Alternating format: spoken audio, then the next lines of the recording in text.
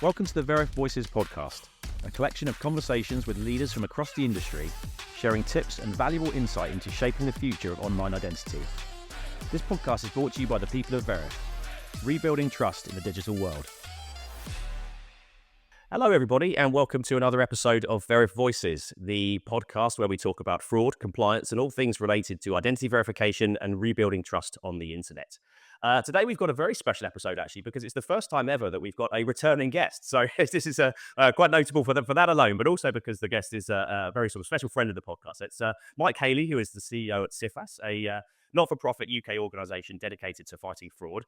Mike, welcome back, first of all. As I said, very notable for us to have a returning guest. So for those who didn't catch the episode, and I highly recommend that if you are listening, you go back and check through, because there's a lot of great stuff in there. But Mike, would you mind just introducing yourself, first of all, for the benefit of those who hadn't heard that first episode, and then we can get started from there. Yeah, good morning, Chris. And I think it's Mike Haley, as you mentioned, and I'm the Chief Executive Officer. And we call it Cifas at Cifas. Everybody else calls it Cifas, Chris. So you no need to apologize, but I've always been thinking about whether we should change our name, because we're the only one to say it one way. And the second question always is, what does that stand for? Well, it doesn't stand for anything anymore, but back in the day, I think 37 years ago when the organization was created, it stood for the Credit Industry Fraud Avoidance Scheme. And why I say it doesn't stand for that specifically anymore is because over the years, we've gone from credit into banking, bringing telco members, gambling, public sector. So it's a multi-sector data sharing organization. I just had to say that because it would infuriate staff. I said, you never said that we're actually called Cifas. But yes, my career kind of has gone the same sort of length as Cifas has been in existence, in that I know I look very young, Chris, that's why you probably bring me back. But 37 years ago, I started a career in fraud. Started in customs and excise, where I cut my teeth as a fraud investigator. But I've been in the public, private, and not-for-profit sector, and I've seen, I guess, fraud rise and wane in terms of not in terms of numbers, but interest. But I think that we've never been in an era where, from a corporate perspective, particularly around APP fraud and scams, where banking is at the forefront, not of just the fraud and financial crime teams, but of the board. Public sector and government taking more interest. I think we see the salience of fraud, the figures of 40%, or I think it's actually 39% at the moment of all reported crime.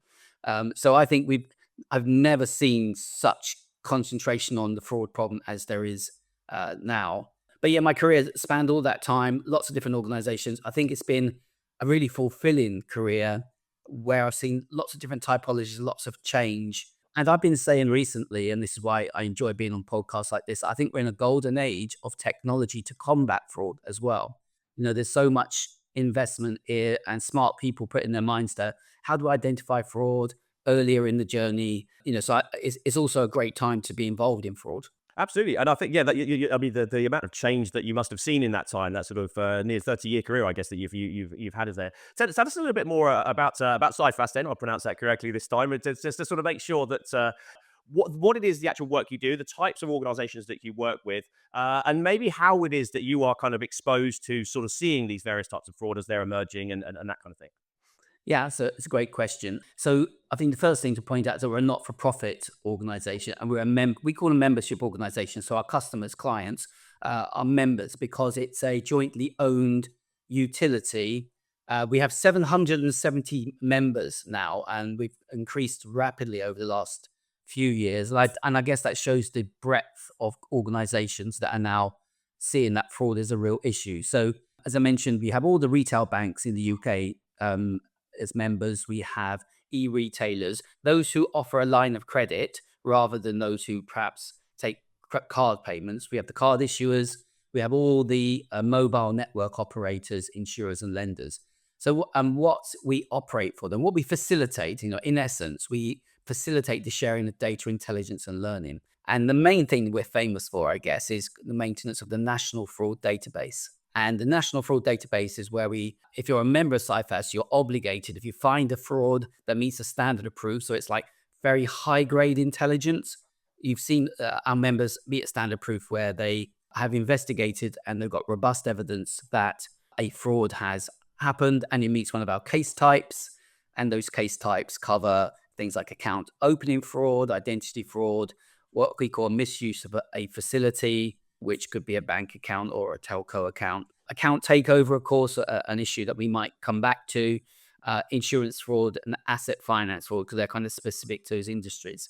So 6 has to meet one of those case types, got robust evidence, and the company or the organization has taken some action, such as rejected an application or exited a customer. So it's not just we think it's fraud. So the National Fraud Database is often seen as the gold standard because you can take a decision if you match against that data.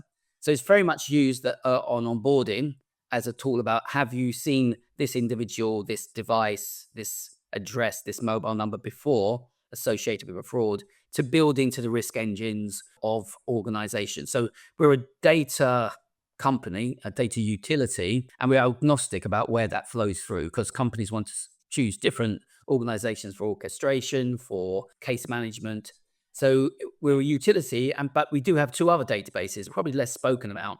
The insider threat database, where we must maintain information on those who are exited from a company, an employee or a consultant or whatever, who has abused customer accounts or been in bribery and corruption, kind of broader than fraud, insider threats.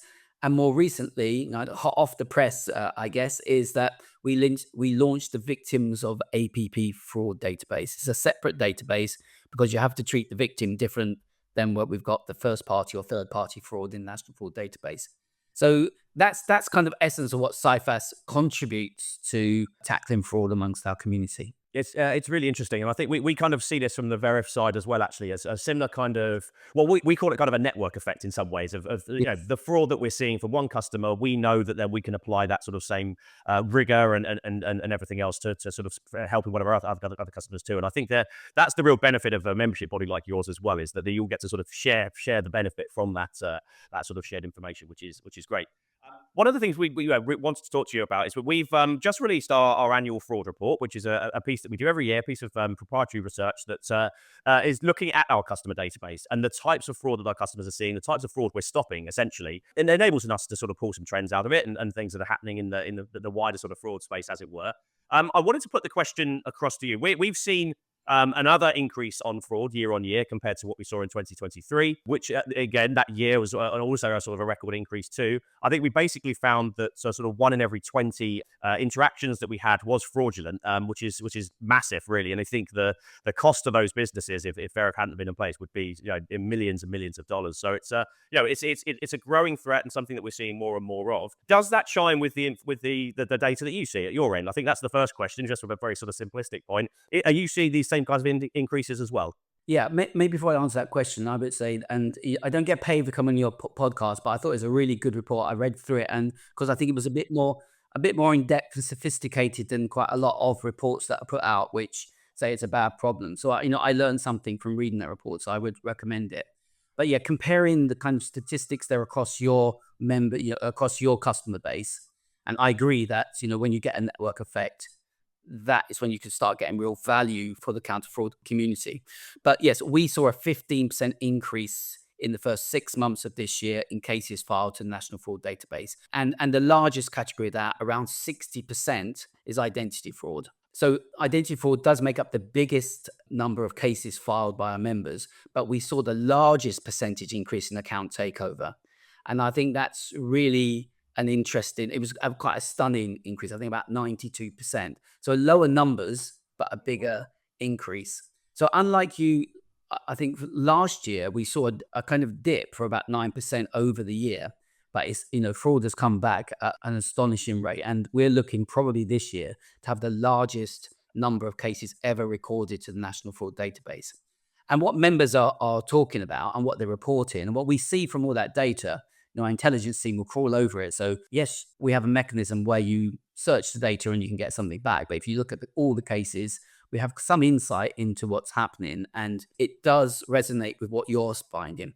In particular, our members are reporting the presentation of ever more convincing fake and forged documents, including identity documents, bank statements, utility bills, in support of fraudulent applications.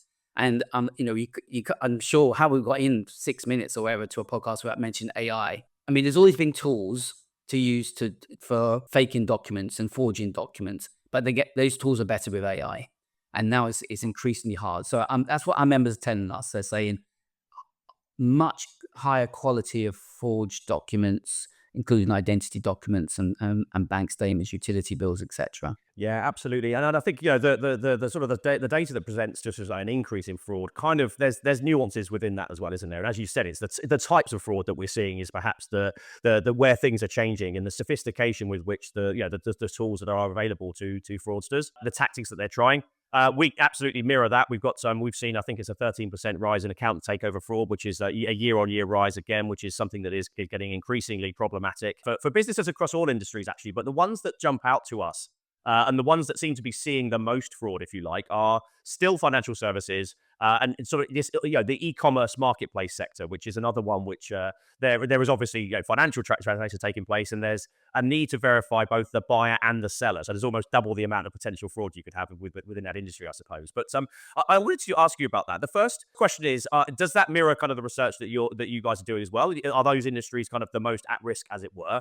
And if the answer is yes to that, why do you think that is? Is there any sort of reasoning that you've got behind it that could explain away what's happening there? Yeah, I think it's interesting how you frame the question, because we often look at the kind of the second and third rank organizations, because we always think, well, banks will be and financial services will be taxed. That's where the money is, So, we're saying that what's the kind of second and third and fourth industries? What we've seen is that account takeover and the significant increase in account takeover has been primarily in e-retail. We call it e-retail, but e-commerce and telecommunications.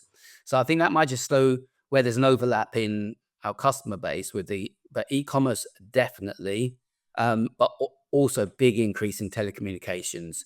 It's always a great question about why, because some of it is speculative unless you're on the other side and know you got in the minds of the criminals. But I do think I've looked back over like 10 or 12 years of what's happened in the National Fraud Database, and we've seen increases in identity fraud.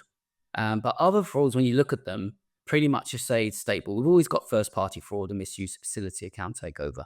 But there's been a sharp increase in account takeover. And I think this might be due to a change in tactics by criminals who are finding it more difficult to open up accounts in false identities or in their own names. So they're targeting already existing accounts. And, they're using techniques like credential stuffing, other attacks, more technical attacks. So we definitely saw that as a trajectory in banking and finance with things like the rise of mule accounts, where, I think there was improvements to identifying who's opening a bank account, but they still need bank accounts to transfer ill-gotten gains through. So therefore, they've gone to the weakest link, which is persuading a person. And an individual can be persuaded as a mule for many different reasons. They could be pressured. They could be bribed. There's incentives. Some people don't care. They think, oh, I'm going to get some money.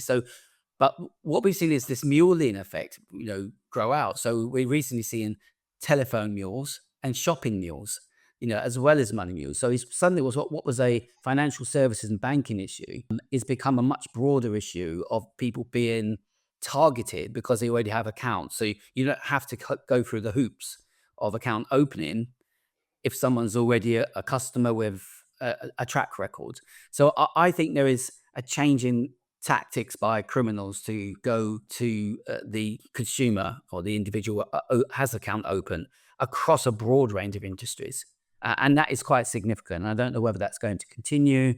And then you've got to look at what the techniques we have to combat that and identify it. Yeah, absolutely. And I think it kind of goes back to the network effect that we mentioned right at the beginning, actually. I think that, if you've got, financial services institutions, especially now, are very, very good at preventing fraud partly because they have to. They're sort of mandated by law to do so, but also there's a financial incentive to do so and a reputation incentive and everything else.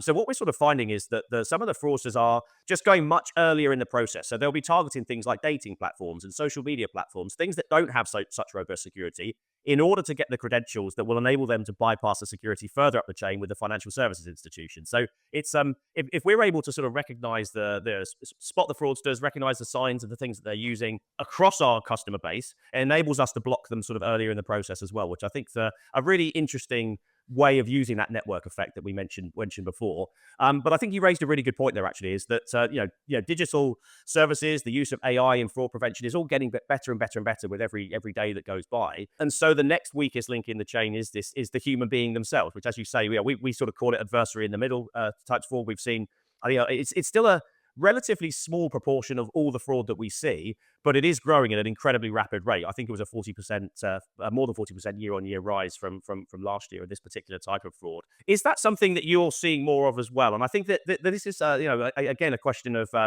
there's a sort of a human cost behind this, which is sort of suddenly starting to this type of fraud feels a lot more insidious and a bit a bit more threatening in some ways. I feel like, because there is a sort of physical element to it. Is this something you guys are seeing as well? And what are some of the trends that you could sort of point to around that?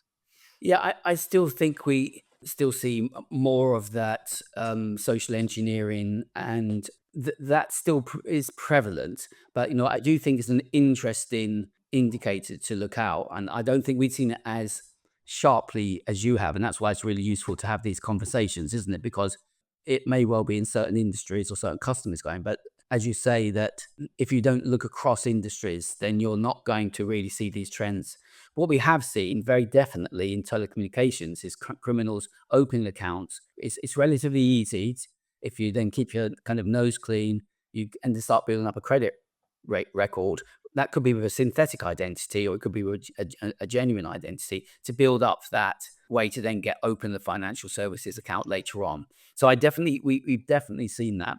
I think we've also seen, and recent law enforcement takedowns have seen this. That there was, I think it was a Met Police one called Operation Elaborate, where phishing kits, spoofing services, all sorts of other things that were pretty much only accessible by organized crime are now supplied to tens of thousands of potential fraudsters to be able to imitate brands, for example, to then get information, to then be able to get credentials, etc. So I think we're seeing a more technological advancement by a broader set of criminals, or I would say potential fraudsters, because they don't care who they sell this stuff, and there were tens of thousands from just a small amount. So I think it's essential that our members recognize the emerging threats and start looking into what are the technologies to identify session hijacks, whether the customer is genuine in the session or whether the session has been compromised.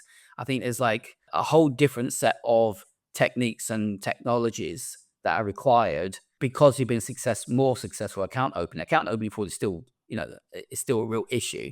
But as you say, looking at things like digital injection attacks versus physical, I think, do we see that shifting? You'll certainly see it, and the report certainly sees that, but I still think it's a thankfully rare. But and maybe that's because, for example, in the banking financial services, authorized push payment fraud, it's easier to persuade someone to make the mandated payment. They're still being very successful with kind of low level persuasions and pressure.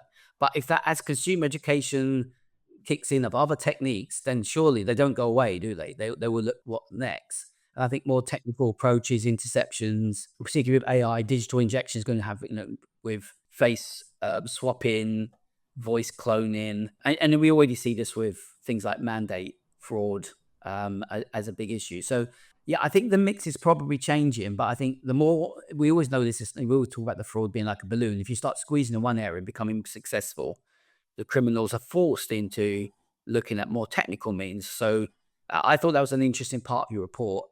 Nothing, I say it wasn't specifically something we're pulling out, but then you start again and have another look at what's going on. I would not be surprised if that balance starts changing. We talk a lot about onboarding and the sort of the account opening process as being one of the key areas where a lot of this fraud takes place and a lot of these fraudsters start to target. But what we're finding actually is that it's the more of the sort of the ongoing account maintenance, which is an area that's of sort of interest to us, really. So the account opening process is we can say secure. The right person has the account. They're a genuine person. They're using it for genuine purposes. But how can you guarantee that 2 months from now? And make sure that it's the same person coming every time? If they've got the device that they have has a password sent to it, how do you know that the right person has that device in their hand, and so on? So what we're finding is that the use of some things like biometrics for re-logging into our account and making sure that every time there is an interaction with that account, it is genuine. are actually vital tools for this sort of ongoing process. Because, as I say, the fraudsters have kind of shifted their focus to sort of later they'll sort of let somebody set up the account, wait 6 months, and then come in, and they know that the sort of the security is a bit more lax around that at that particular point. So that's something there too. Is that something that your members have sort of voiced an interest in as well, in terms of this ongoing account monitoring process as being part of their sort of fraud defense mechanisms? Yeah, certainly, and not to kind of be on here to pitch something that we're doing on your podcast, Chris, but we've definitely seen that, and we've created something called Cifas Vision, which is an ongoing customer monitoring in response to this. So, as you say, an account opening, you might check a lot of different indicators, including the National Fraud Database, but other kind of data points to say, is this a genuine individual? Or if it is a genuine individual, have they got a record of fraud? So if you, at that stage, have got through those controls, say they're not on the National Fraud Database, they're a clean record. Yeah. And you might even do a day 2 check or a day 3 check, but people either get through, or there's no indicator time, or they go bad later, and so therefore what we've introduced through a number of members is when new data is placed onto the National Fraud Database, and one of those is your customer, so that's what we're calling it, customer monitoring, we will send an alert saying, Chris Hooper was great when we first met him, but 4 months later, did you know that he's gone to Volkswagen Finance and lied and provide false documents to get a car loan? And therefore, do you want to know about that to change your risk profile? So I think there's 2 things. That would be us alerting, but I think also we won't get the third party fraud just coming in, the organized crime attack who might have got credentials. So I think that's where a whole layer of other information is coming to see, has there been a change of device, change of email address, these kind of change of circumstances. Are they genuine, or has someone done a SIM swap? Or is somebody now intercepting? Is someone coming in to the session? And that's why I said about the golden age of technology is that biometrics, behavioral analytics are really like the key here, I think, to saying, well, how do you tell that's Mike Haley on his normal banking app or his any app or my shopping site? And now there's quite sophisticated methods to tell that. I think that the challenge I think for it is, how do we mature the whole of this environment to start sharing those type of information? I mean, that's what we like to bring to. I think that a long time ago that we had what I'm signed for analog data. This person's name, address, date of birth is how we identified people. And we got together as an industry and said, well, we're going to start sharing this first party fraud information. And then it became identity fraud information. Nowadays, it's about the device. What's the reputation of that device? Have we seen it before? Is it associated with multiple accounts? Earlier signals, so I think, and behavioral patterns, which are genuine or non-genuine. And I think now we need a mature conversation about how we start sharing that across industries, because it will strengthen everybody's products, but also the defenses. You said the network effect. So I think we're kind of at that moment to start having that conversation about behavioral biometrics are here, and it's a really useful tool, but we're kind of in silos of information. So how do we bring that together? But, I think absolutely it's we've seen that change to that. There's attacks when people are in the session or hijacking the session or using remote tools to be able to get access to someone's computer to then get into a session or open the session, and they're all technical ways of identifying it through the location. But the behavior I think is definitely a really strong defense. And I'd say anyone who has an online presence who's not investing in the tools to be able to identify whether your customer that you think is clean is the customer, or whether there's somebody changing what they're doing or intercepting. There's one other point that you mentioned in there around this kind of having this sort of maturity of conversation, I suppose, when it comes to certainly financial services companies. How have you managed that process? Because I know that financial services organizations definitely, but maybe others too, has historically been very reticent to share data certainly with competitors or others within the industry. How are you finding that I'm really curious to find that. So how that conversation is going so far. Is there an openness, do you think, from the industry to sort of appreciate, to accept this kind of network effect that we're talking about here? Or do you think there's still some barriers to be broken down before we can get to that point? there are barriers still. So I think there are established mechanisms which you've set up, and it's kind of part of the furniture, like Cifas, to be honest. We're kind of part of the furniture.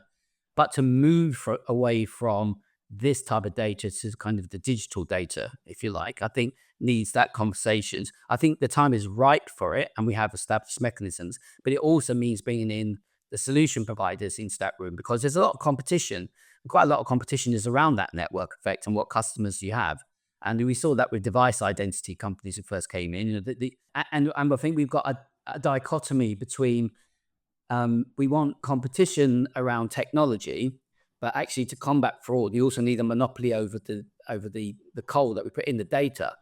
So there's always a bit of a tension there. So how do we get to a place where we can have a monopoly of this type of data and share it, whilst also allowing companies and solution providers to utilize that for the best effect? So I think that we're having those conversations now about how do we broaden the data from what we traditionally put in the national fraud database to data which is the lifeblood of these companies that will, like yourselves, who will be able to help organizations detect fraud more effectively. And then also saying, here's a bigger picture which would improve your detection and prevention by having a broad picture. So I think that's ongoing. I think the one thing we haven't really touched upon, although slightly, Chris, you kind of alluded to it, is that there are people who are not sharing data at all, like social media companies at the moment. They're starting to get there. I think Meta's done some work with Royal Bank of Scotland, NatWest. But early indicators, like on purchase scams, it's on marketplaces. There is this whole broad other set of data and intelligence, which we need to find maybe new ways of sharing across organizations and bring them into the camp of organizations that want to share information. So I'd say financial services are very mature on that, and they do share, even though they're competitive. And I think you asked the question, how do we do that? How do that? And I think, first of all, having a trusted third party that is going to say, we're going to keep this information secure, and it's not going to be provided to everybody else's or every other organization, just the bad actor information, the information around adversaries who we've all got in common. That's what, so that's what we do. And then being agnostic about, well, where do you plug that into? It's their choice, but we'll plug it in. And I think we should maintain a principle for us. I think thirdly, data sharing agreements, demonstrating this is in line with GDPR. And, the lawyers need to be happy with it. And in fact, in the UK, we're in a privileged position that it's very clear in UK law and new laws, say the Economic Crime Act that came in recently, which is will allow sharing of suspect information around money laundering, for example. So I think the legal basis is becoming clearer. And I don't know if you saw, or any listeners saw, but the Information Commissioner's Office recently gave out some guidance on saying they expected data to be shared on fraud to protect customers, including the social media companies. So you could not get a clearer nod than from the data commissioners of saying that they think this should happen with all the right controls in place. So you do need to have the right controls. So I'd say that the last thing is having a scheme in place where everyone can trust that the data you'll provide will be used in appropriate, proportionate manner. So, but different industries are at different levels of maturity. So we've got financial services doing it a long time, insurance doing it a long time. New sectors are like gambling, just kind of dipping their toe in. They want to share within a sector, but then X down. And we've got social media companies outside at the moment, but maybe on the doorstep for the first time. And I think you hit on it there. I think sometimes does require government to give companies a bit of a kick and sort of say, this is something that we need to happen.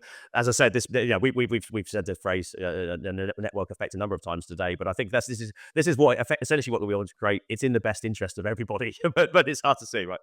Absolutely, Chris. And how interesting, because the companies that we're talking about who are on the outside, they've made their whole business models on the network effect, haven't they? Or Facebook or whatever. They understand that, Google, whatever. So yeah, it's saying, well, this is another network effect to help all the organizations that come together to have a common defense. And so, I'm always an optimist. I'm hopeful that they'll be in, but you also have to have perseverance and tenacity and see it as a long-term game.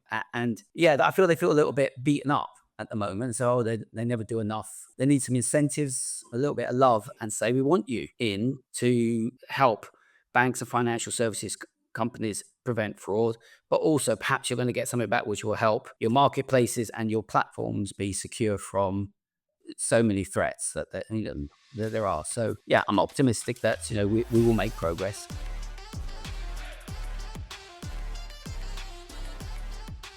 But I wanted to get your thoughts on kind of the emerging fraud challenges, I guess. What is it that your sort of the information that you're giving to your members around things they should be aware of as sort of obviously we're recording this at the very end of 2024, but for 2025, what is on the horizon for folks? What is it they should be most concerned about? What are the things that they should be doing to make sure that they're going to be safe throughout sort of next year and the year beyond as well?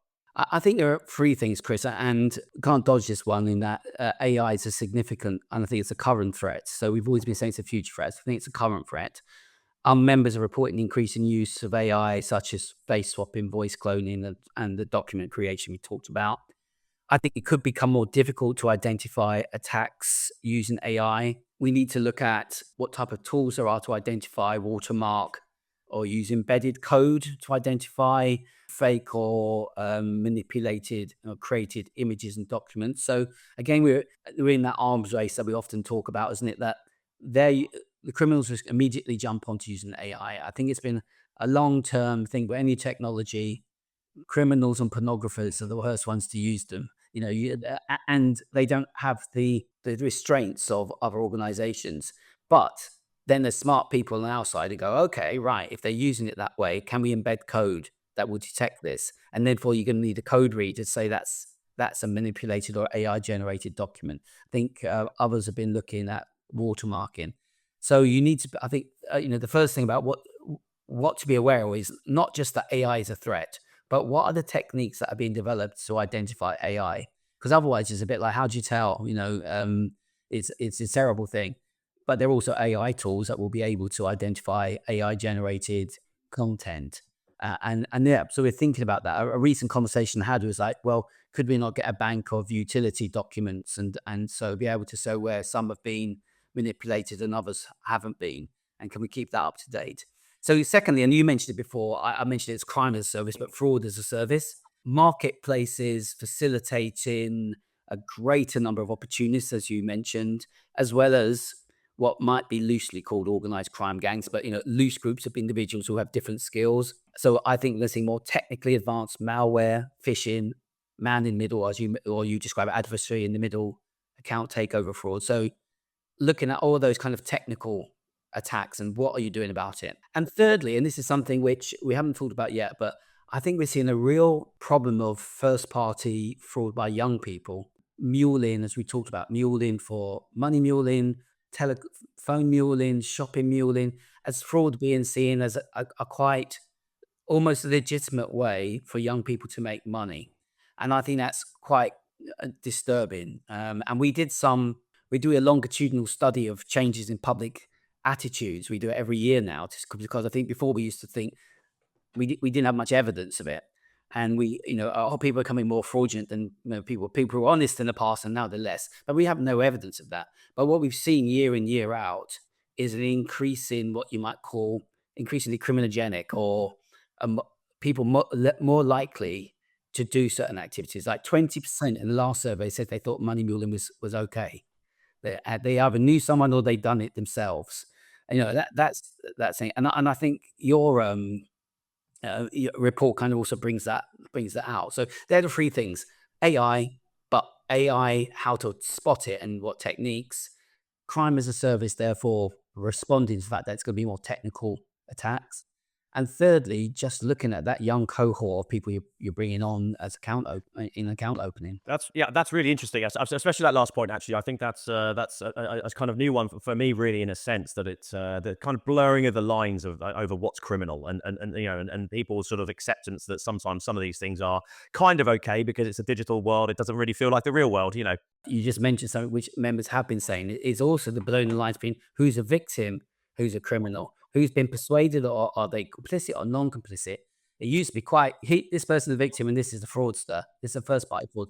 Now those lines are blurring as well. And I think spotting, detecting who's who, I think it's going to be really tricky too. Absolutely, absolutely right. And I think we've got another area that we're exploring quite a lot of with customers at the moment is around their own employees as well. We're talking a lot about customers here, and a bit of customers of a business being the ones who are the sort of the weak link of the chain. But actually, it's sometimes the employees of an organization which are there for malicious purposes. We've seen it with some of our very big organizations where they've actually got sort of state-sponsored actors trying to get jobs in there just to sort of cause problems and be the ones from the inside sort of allowing things to other people to access and cause things there too. So I think that it's a complex picture, and I think that we've talked a lot today about AI, a lot about sort of fraud as a service, and so it is quite a sort of a worrying picture, I think, as we head into 2025. And it's only sort of it should be something that's very top of mind for businesses as we move forward, I would say. But Mike, is there anything else? I know we're sort of very close to the top of the hour here, but anything else you would like to throw in just as a sort of a closing thought? Yeah, closing thought. I think meeting the challenge of identity fraud. Obviously, I was shocked by a figure in your report where you mentioned that 1 in every 20 verification attempts encountered in 2024 involves someone pretending to be someone else. So I think that whilst the counterfraud community has been looking at scams very much over the last 3-4 years, someone pointed this out there, but the frog has been brought to the boil underneath it. That identity fraud has been increasing in the background without anyone really noticing. So I think let's see how we can work together to make the stolen data useless at the point of application, and keep our mind that the 2025 could be the year of identity fraud, but should it also be the year that we collaborate to defeat identity fraud? That's a good thought, a good way to finish. So, Mike, thanks very much. And I appreciate your time. As I say, it's the second time you're here. And it was covered so much today that I feel like we could go on for another hour. So it means we'll probably have to get you back in another 6 months' time, I would think, too, to do it. It'd be a pleasure, Chris. All right. Thanks very much. And thanks very much for listening, everybody. This podcast is brought to you by Veriff. Identity verification made simple. Learn more at veriff.com.